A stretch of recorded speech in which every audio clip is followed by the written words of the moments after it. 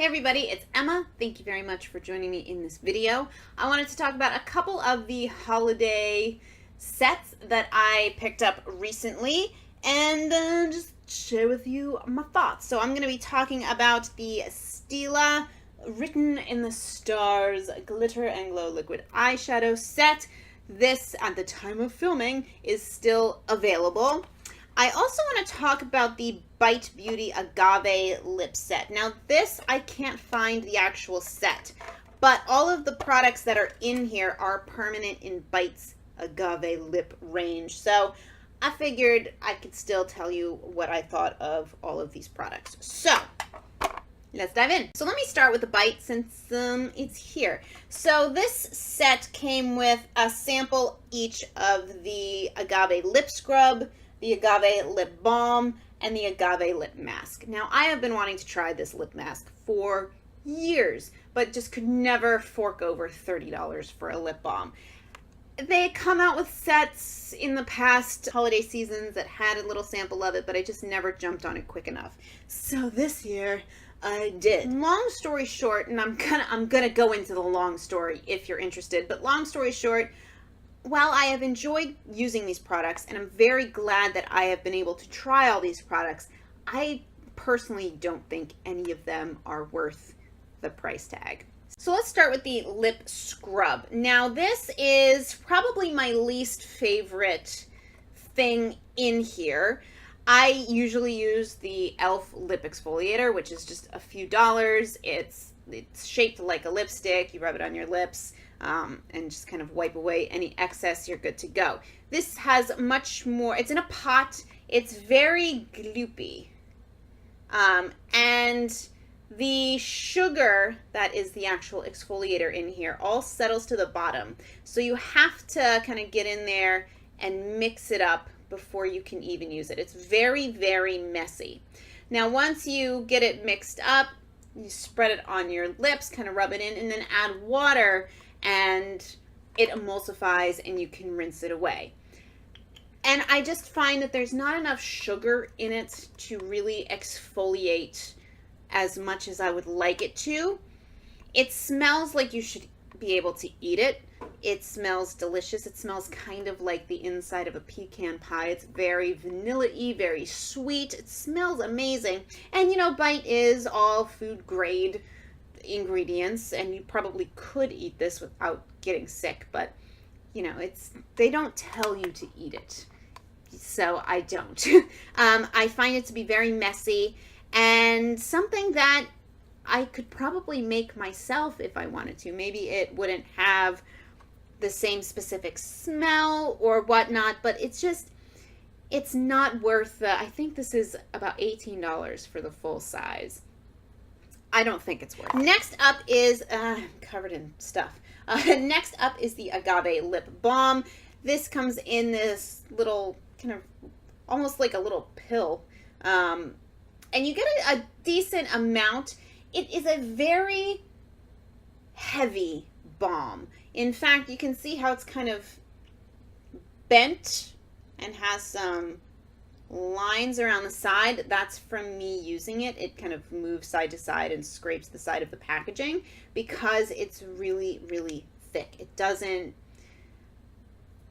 really melt into the lips initially. I mean, you can hold it there for a little while and wait for it to kind of soften, and then, but I'm not going to do that. It does feel very nice. It's very moisturizing, but it feels very heavy. Again, it's not something that I would buy on my own, especially after trying it. It's lovely. I will continue to use it, but I don't like it better than my $3 Yes to Coconuts lip balm. And then finally, the Agave Lip Mask. Now, I've just been putting this on my bedside table to use at night, and it is beautiful. It's very moisturizing. It's very thick. This side of sticky, but if you sleep in it, it doesn't really matter. And I still feel product, not in a bad way when I wake up. Like, I still feel like my lips are moisturized. However, I don't find this to be that much different than the CeraVe Healing Ointment that I usually put on my lips at night to moisturize. I might not feel that quite as much in the morning, but I don't find this to make so much of a difference that I would buy the full size. I will continue to use it and enjoy it while I have this little sample, and this should last me forever. You do get a really generous sample because you don't need much. But I do know now that I don't have to purchase the full size, which is great and makes this set, even though it doesn't sound like I'm over the moon about any of these products, and quite frankly, I'm not, but I'm so glad that I got to try all these, and this was totally worth it. I think the set was $20 or $25, and I'm really happy that I got to try it, and I can totally use this tin once I take all those products out. That's how I feel about the Agave Lip stuff from Bite. I would really love to hear your opinions if you've tried any of those things, and maybe, you know, let me know what you think. And then the other thing I want to talk about is the Written in the Stars Glitter and Glow eyeshadows from Stila. Now, both of these sets are my favorite interpretation of holiday things. Little minis of permanent products that, you know, allow a consumer like myself to try.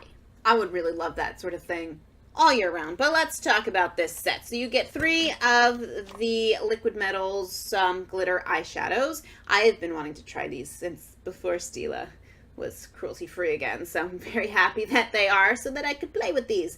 You get 3, like I said, permanent shades: Smokey Storm, Kitten Karma, and Diamond Dust. So here are the 3 shades you get. This is called Smokey Storm, this is called Kitten Karma, and this is Diamond Dust. Now you can maybe see from these swatches already, depending on the shade, the base color, not just the glitter, but the base color is stronger in some than the other. I find that, Kitten Karma has the strongest sort of base. You can see it's kind of a corally, rosy, peachy color. Smokey Storm is a little bit more sheer. It's got kind of a bronzy, taupey, cool, brown, neutral sort of base.